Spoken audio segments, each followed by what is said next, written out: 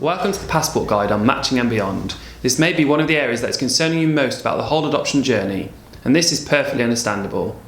This section describes how you will find your children or be found by your children and how you will become a family.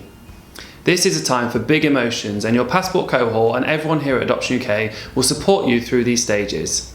We understand and value your emotions because this is a very big deal. The first thing to say is that unlike the assessment and approval process, there are no fixed timelines when it comes to matching. At Adoption UK, we know of families who are identified as a match during their assessment process, and there's others who have had to wait considerably longer.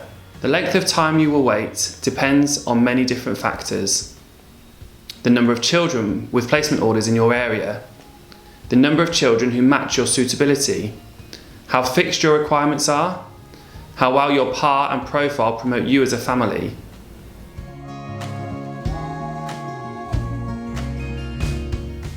Your assessing social worker will have a clear idea, if they work for a regional adoption agency, of all the children coming through for adoption and will give you information on current trends.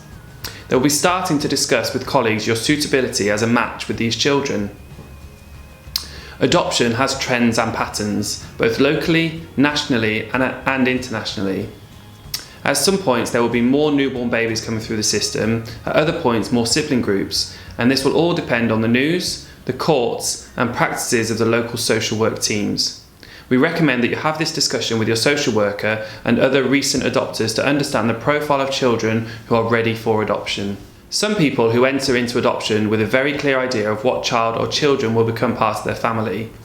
Other people have a less fixed idea and they are more influenced by the specific profiles of children they encounter. Both methods have their merits and consequences. Some people feel that they are pressured into considering children who do not fit with their preferences, whilst other people abandon their original plans when they meet the actual children who join their family. Adoption is full of discovery, change and surprises, but you should never feel coerced or pushed into making a decision that isn't right for you or your family. The Adoption UK recommendation is to be reflective about your skills, your capacity and what family life you can offer a child. We recommend that you use the Passport support to consider what each child might need from their parents and consider how you would go about becoming equipped to parent that child. We recommend this approach because it allows adopters to be deeply child-focused in their matching decisions. Matching decisions are arrived at by several people. You as the adopter have a key influence, but so do other people. You will need to understand the different roles and perspectives of all these individuals. The child has a social worker, and it is their role to assess a number of different prospective adopters for their suitability for that particular child. They should know this child in great detail, and they'll be looking for a family that can promote that child's welfare, safety and happiness. There might also be a family finder.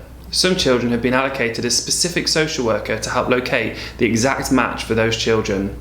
This is especially necessary when these children have more specific needs, e.g. children with specific developmental or medical needs, or when there is a likelihood of fewer possible matches, for example sibling groups, older children and children from a BAME background.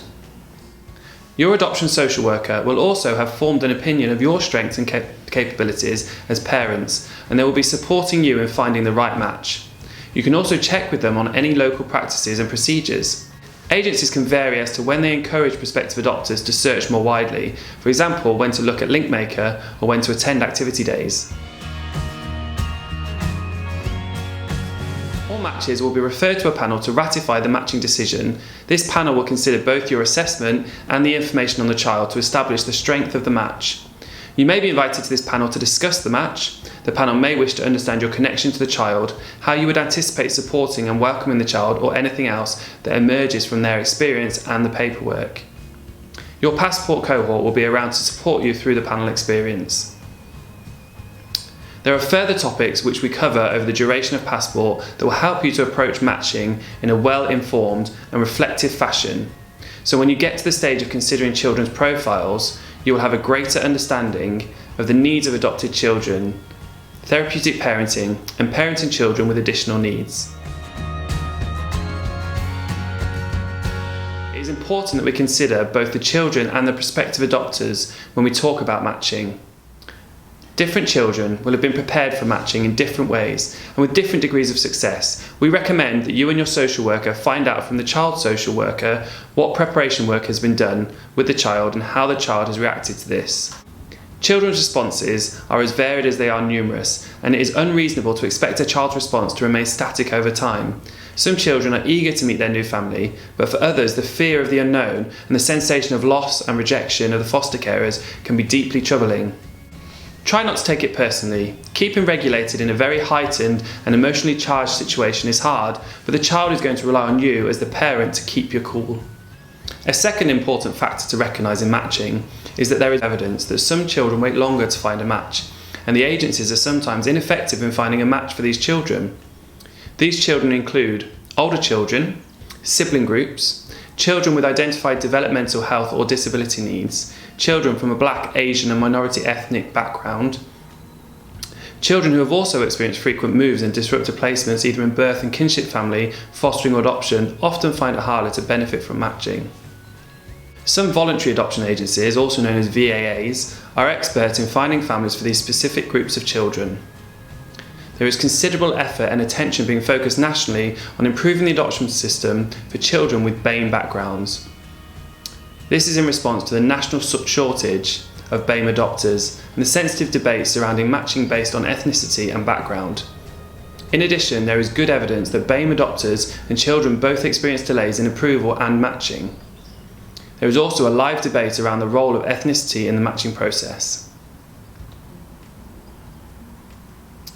It is worth recognising that many adopters do not feel comfortable or skilled in offering ethnically sensitive parenting when they don't have experience of the child's heritage and background. In addition, national research suggests that social workers do not all feel skilled and equipped to support and train adopters in diverse placement support. So, at Adoption UK, we recommend that prospective adopters seek additional training and peer support to assist you in developing your diverse parenting expertise. Your Passport cohort may be able to help with this, and the broader membership community will be a valuable resource for your development.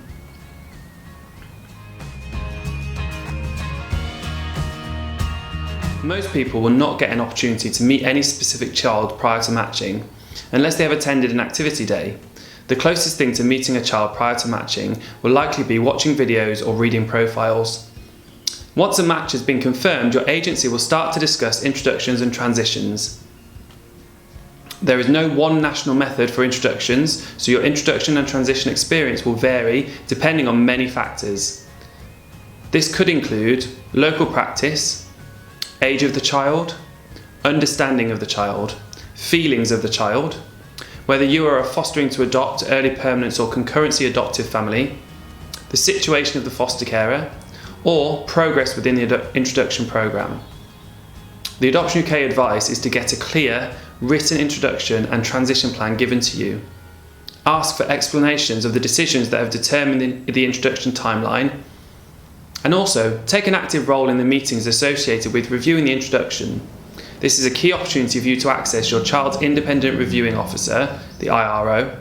The IRO is a key person in independently ensuring that the plan for your child is optimal. There is good research emerging with regards to introductions and transitions. This means that your agency may well be in the process of developing a well-honed introduction and transition approach. If you're interested in reading up on this, the research of Dr. Beth Neal is publicly available. This has been a whistle-stop tour of the very big topics of matching, transitions and introductions. All these subjects require considerable reflection and consideration from you. You might also want to spend your time reviewing our webinars to explore these subjects in more depth. We wish you all well with these stages of your journey, and we love to hear your stories, so please do get in touch to tell us about your experiences.